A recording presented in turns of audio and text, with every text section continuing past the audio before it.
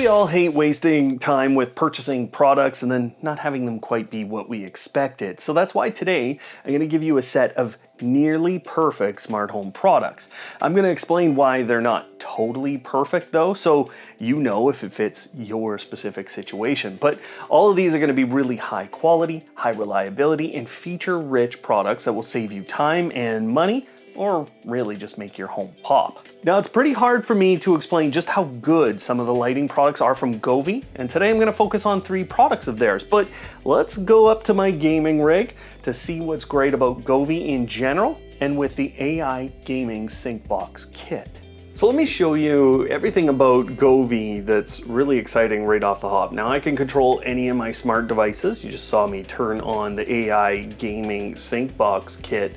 And I always have a number of modes. So here's music mode. There's a number of modes. As soon as I start music, you can see that going on. And with each mode, I can get kind of different settings. So I can switch to the calm mode here with this one, and I can change the colors that are in there. Then we have the ability to change colors. And with most of Govee's products, you can actually adjust per segment of whatever you're working with. So I just adjusted those 2 pieces to yellow. It's a little brighter up there at the top. Plus you can make brightness adjustments and you can turn on gradient so it kind of fades. Then there are the scene effects, and these are some of the best things. So this is called stacking, and this one's called shoot.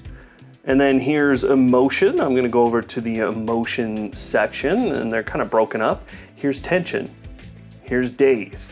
They're all doing different things, and you can access both these scenes and the music scenes with Amazon's voice assistant and in the automations there, so really powerful. Then there's the DIY stuff, and these are effects that you can actually download from other users around the world. So I've downloaded this one in the past. I can just apply it to this strip, and if I like it, there I go.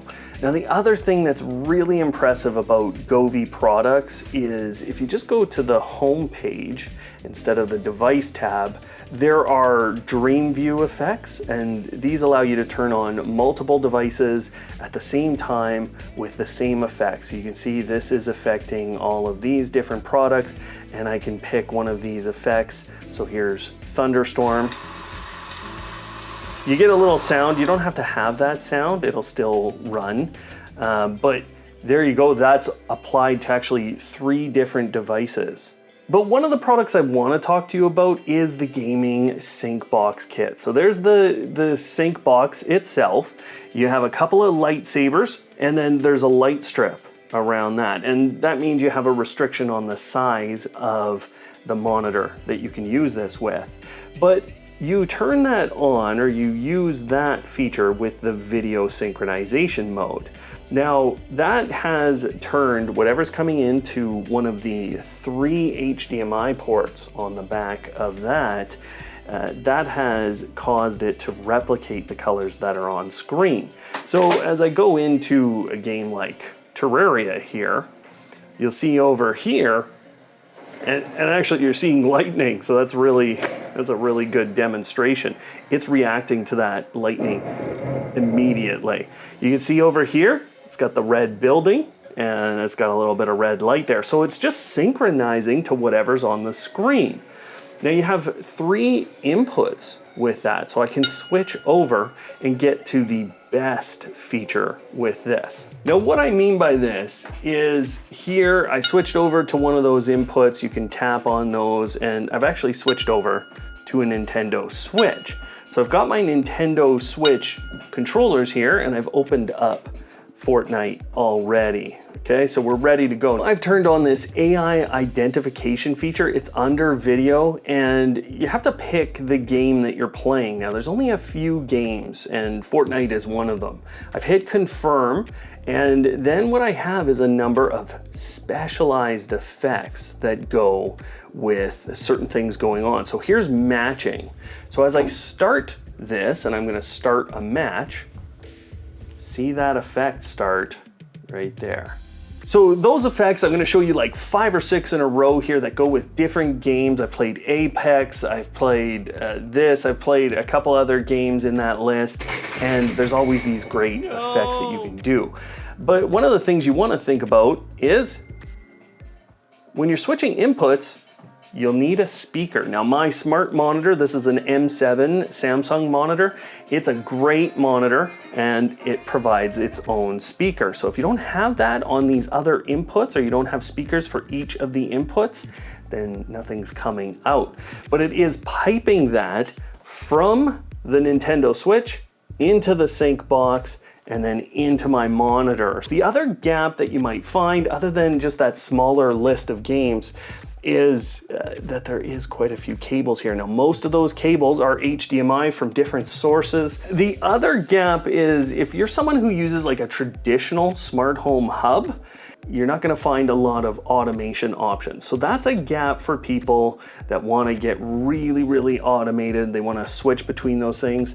Now, if you'll excuse me, I've got some gaming to do, and I gotta show you the other products from Govee that I think are nearly perfect. Nice little party. Whee! Oh, I'm going through the center. Okay. Search. Oh. Oh no! Oh no, I'm already dead. Look, there's a special effect. I'm dead. Now, Govee also makes a TV backlighting solution called the T2. It's very similar, except that it goes on bigger screens, uses a camera that sits on top or the bottom of your television instead of that HDMI box, and it doesn't have those specialized effects with games like Fortnite. It also just includes an LED strip and not those lightsabers. But I can show you those in our third product, the cylinder floor lamp. We've been talking about video synchronization for a bit here, and honestly, the cylinder floor lamp doesn't behave really well in that video synchronization feature, but it has 2 specific benefits that I've never seen on any other smart lamp. It really comes down to flexibility and wow factor. It's a really tall lamp, and it can go from an incredible brightness level all the way to being a barely noticeable light source. Plus, it's firing light in all directions, so it's a great reading light, and for someone like me who doesn't want a lot of light around all the time, I can keep it as that ambient backlighting source and not have it bother me. But the wow factor comes in when you turn on any of the animated effects. These are things like goldfish or ocean scenes that actually look like the thing they're supposed to look like. The little characters animate across the lamp, and you can even do these kinds of things with the DIY mode, where you can essentially paint the picture you'd like and then have it animate the way you'd like to. With all of these products, they are vibrant, enjoyable, high quality, high reliability, and they just have those couple of gaps with the more traditional smart home hubs and Apple HomeKit not having compatibility. So as long as you intend to use them with Amazon, Google, or the Govee app and their automations, you're gonna love them. Now stay tuned as I give you a few more options to consider.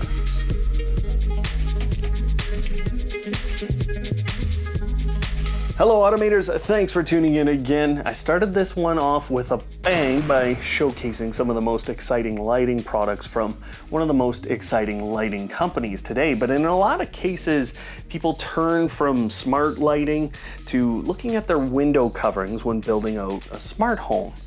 Now I love smart window coverings because they let me deal with that lighting situation in a smarter way. I also kind of live like a vampire, so I don't want it to be too bright in my home. This keeps me alive and happy. But today I find a lot of the window coverings are too expensive to do a whole home. We've also all spent a lot on the window coverings in our home, so going out and getting a one-off window covering means you're potentially throwing a lot of money away or having this one-off window covering in your home. Plus, there's a lot of us renting, so that's where the smart window covering products from SwitchBot hit a lot of the high points for me.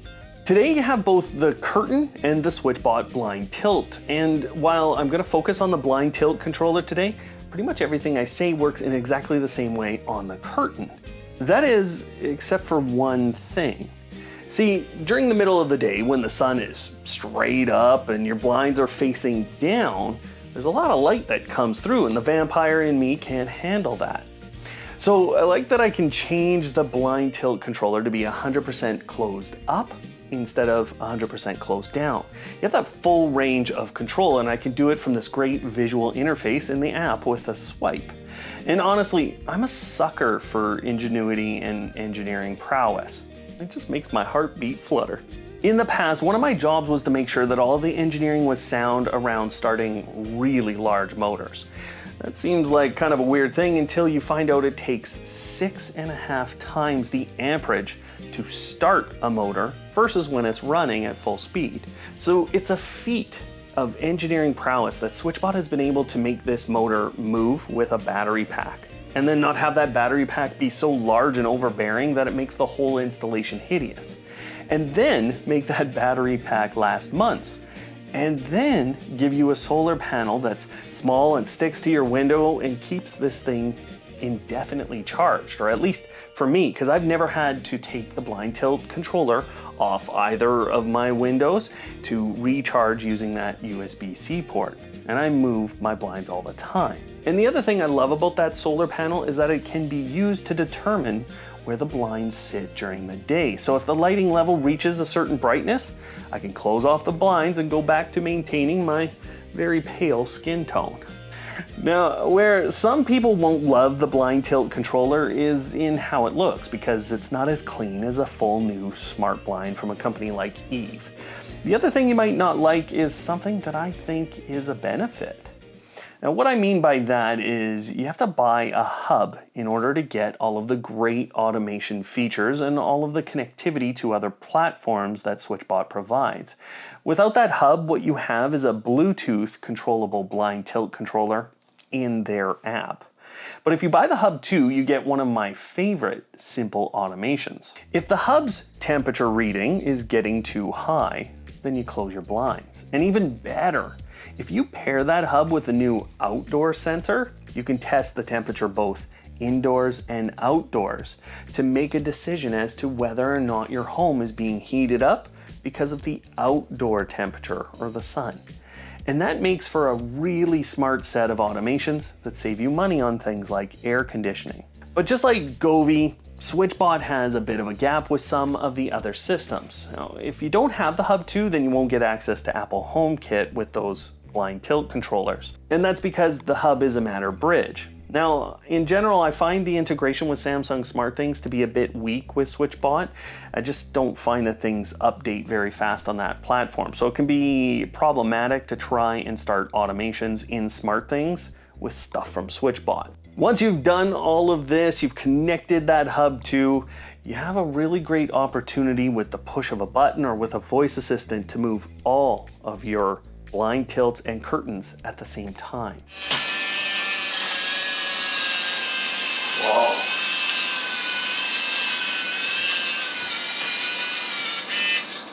Nailed that one. So for the past 4 to 5 years, a lot of us have built our smart homes with motion sensors. Now the problem with these is you have to keep moving in front of them. That's not very useful when you're sitting down to watch television and you try to reverse an automation when the movement stops. These can actually become problematic, and that's where a new type of sensor called the presence sensor, 1, 2, and 3, are so powerful because you don't have to keep moving with those. These will know if you're sitting on the couch, they will know if you're laying in bed. They don't care. And what's really amazing about a device like Akara's here is that it can sense multiple people in the space. Plus, it has an illumination sensor, and it can sense that you're moving throughout the room. It can actually break down the room into different zones. So as you're walking into your kitchen, you can turn on a set of lights, and then as you walk out, it can turn off those lights. And then when you sit down at your couch in the living room, it can turn on a whole new set of devices. You can set all kinds of different automations with this. This sensor works really well with Apple HomeKit and Amazon's voice assistant. But today it's not great with Google Home, and it doesn't work with SmartThings yet. That is until it gets a Matter update. Now, those of you using Home Assistant will be happy to hear that you could use it, but you have to use the Apple HomeKit integration method in order to make this work. I can tell you that this unlocks the whole next level of home automation for you. But the biggest issue with this device is that it takes some real work to get it configured and working properly in your home. I made a really substantial tutorial to teach you all about how that sensor works because of this. And you will read reviews from many people who get frustrated and give up working with this device. There are some interference sources that will cause this not to work right, and so you have to get it configured and get it placed right in your home. But once you do that, this thing is amazing and it will change your home drastically. Now, there's a second presence sensor that I can recommend, but it can't do zone detection. It's more of a standard presence sensor, and you're going to see a lot of these come out. But this one works with Samsung SmartThings, Home Assistant, and it gives some really great granular control of where it's going to detect people. It's so granular that I've been able to configure it when I'm sitting on a specific spot on my couch, so it's super accurate. Of course, I'm talking about the EP1 from Lewis over at Everything Smart Home. Now, he's more of a DIY type of creator, so lots of this will scare the average person, but if you just follow some really good instructions that Lewis gives you, this isn't difficult at all. Just make sure you buy a case, like I did here, and make sure you look up how to reserve an IP address for a device inside of your own network, because it is Wi-Fi. What I've come to know and love about this EP1 though is its additional options for automation. Just like the FP2, it has an illumination sensor, but it also has a PIR for basic motion detection, as well as temperature and humidity sensors for situations like bathrooms and kitchens. Now, both of these presence sensors are great as long as you can get that configuration work done. You'll also have to get used to the fact that they're powered by a USB-C cable because they're not able to be powered like a motion sensor by a little battery. Now, the other thing I want to show you is up there, and this I've got into Samsung SmartThings, but it's a Tuya presence sensor. So now I've backed across my room and I put a time delay on this presence sensor. It's got about a 10-second delay, and it will turn out the lights. So there they go, they just went off. Now, as I come back into the space, it's gonna turn them back on. I don't need to be moving around. I don't need to be doing anything specific. It's just a presence sensor and it's very inexpensive. That one is around $20, and then you need a SmartThings Zigbee hub in order to connect it with, or you can use the Tuya app. It's very good. You'll need a Tuya hub as well with Zigbee on it, but that one works great for very simple applications like here in my kitchen. And I have a whole tutorial video that will help you use both the EP1 and that little Tuya sensor in your smart home with Samsung SmartThings with a couple of edge drivers that are very easy to install and use. So check that one out in order to get that working. Now, I know you guys are some of the most experienced automators on the planet, so I'd love to hear what you have in your home and you think is nearly perfect smart home gear. That'll allow me to share that with other people, and it'll mean I'll bring in those products too. So this next one is going to be controversial because I'm going to be comparing three really great smart home hubs. This is the SmartThings V3. It's the same thing as the AOTech Smart Home Hub. This is the SmartThings Station, and this is the Habitat C8. These are all really great. You can really do no wrong picking from one of these. But if we kind of start to put features on the table and then we compare price, something really interesting happens. This has Z-Wave, Zigbee, Matter, Thread, Wi-Fi, and even Ethernet connectivity on it. So there's a lot of options there. This over here, the Habitat C8, has Z-Wave, Zigbee. It will eventually get Matter. It has Wi-Fi, and it will get that Thread component with Matter as it comes in. But today, it just has that Zigbee, Z-Wave, and Wi-Fi. Plus, it has an Ethernet port right there. When we look at the SmartThings station, you no longer have the Ethernet port. You actually just have a single power port on it. This has Zigbee, Thread, Matter, Wi-Fi. These all have a Bluetooth connectivity component to them too, but they don't really use Bluetooth devices. Now, when we look at the list of smart home devices that connect to these three hubs, these probably have the second or the third most in the entire industry when we look at the number of products that can be connected to it. This obviously loses some because of that Z-Wave radio not being available on it, but these two have way more than Hubitat does in terms of connectivity. That means that when we're just comparing all the features, these are exactly the same. They have a smart home monitor or a DIY security system. They can connect to all those devices. The SmartThings app has an incredible number of automation features. And really, if you were comparing these to Amazon, Google, or Apple, you would find that of the four big platforms, these can do the most complex and detailed automations of the four big automation platforms. So really, we're getting a lot by going over here. Now, this has local home automation. It's almost an entirely local platform, so that's really great. But these days, so are these. So really what you're getting here is access to everything SmartThings gives you. You can get all of that here for $60. Now, if you happen to need their little USB adapter, which helps with the wireless charging component, then it's an $80 hub, but that's still way cheaper than these two.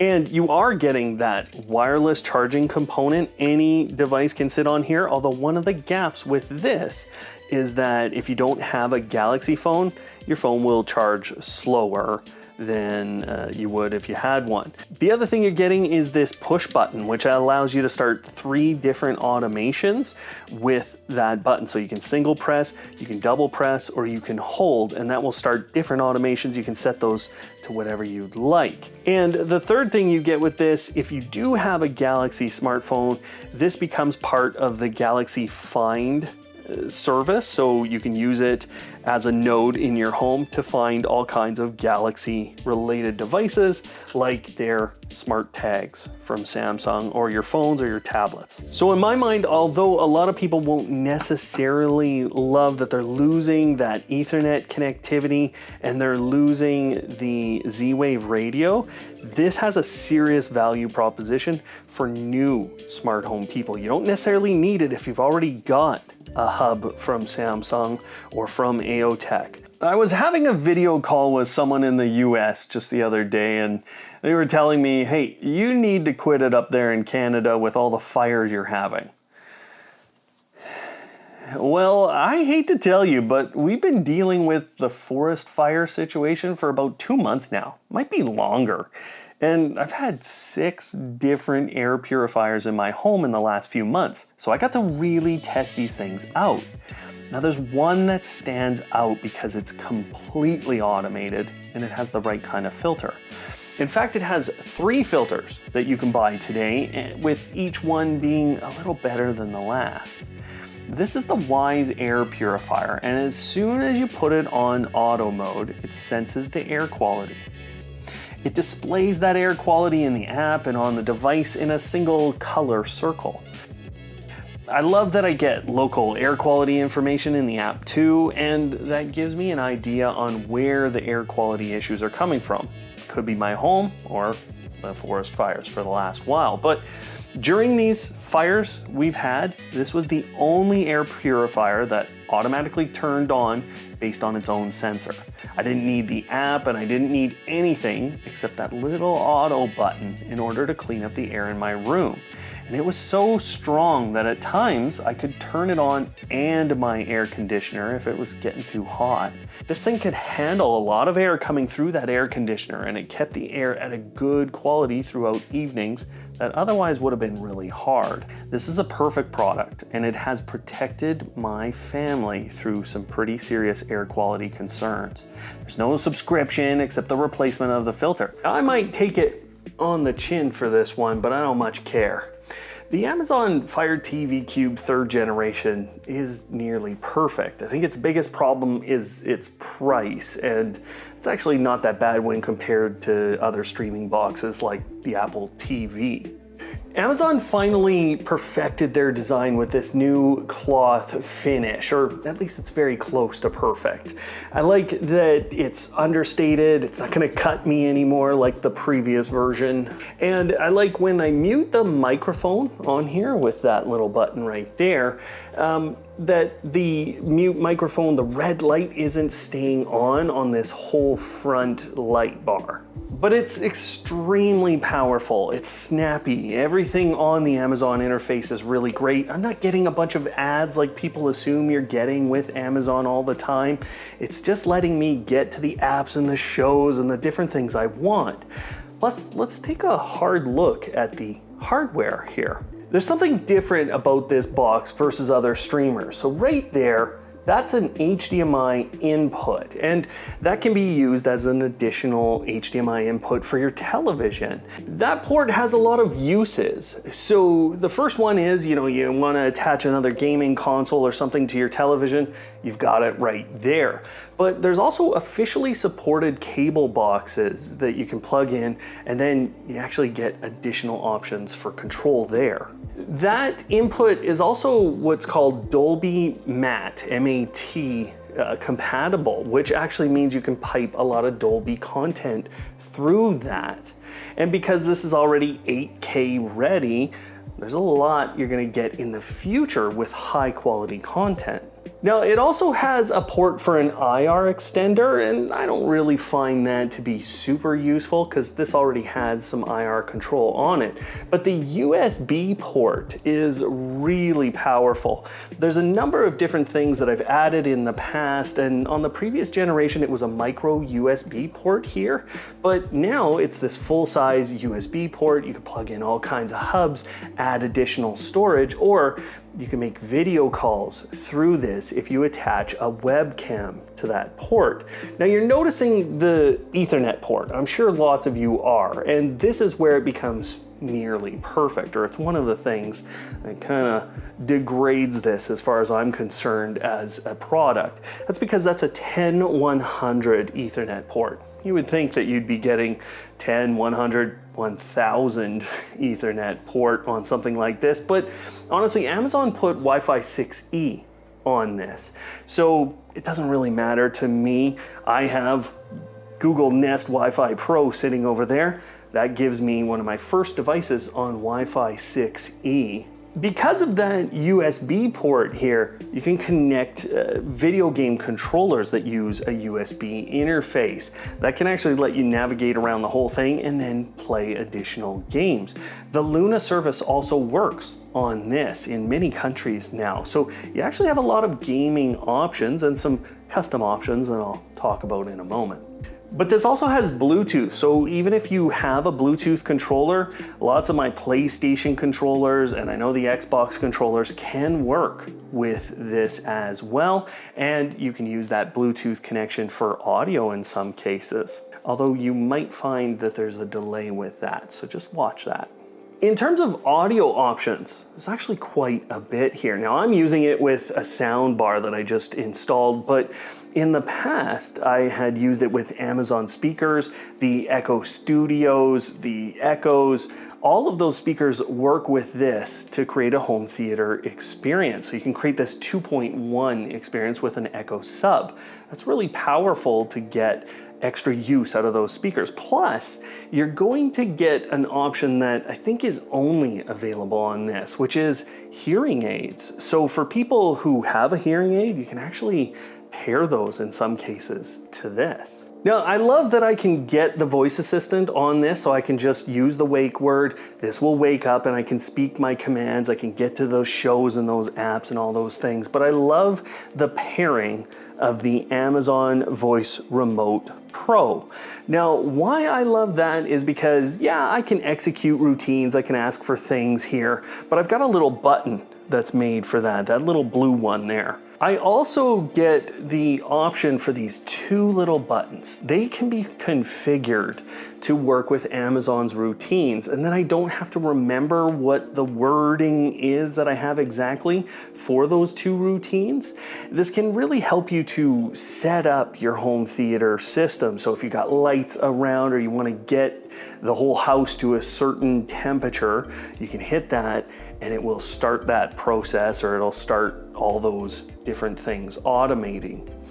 The other thing that's really fantastic with this, if I've lost my remote, I can ask to find my remote. This will start beeping. Find my remote.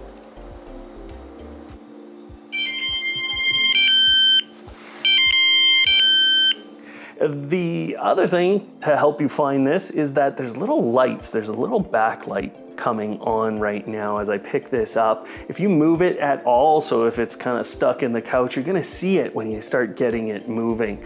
And you're also gonna be able to see the buttons to control them when it's just sitting on a table. So you pick it up and now you can see all the different buttons on it.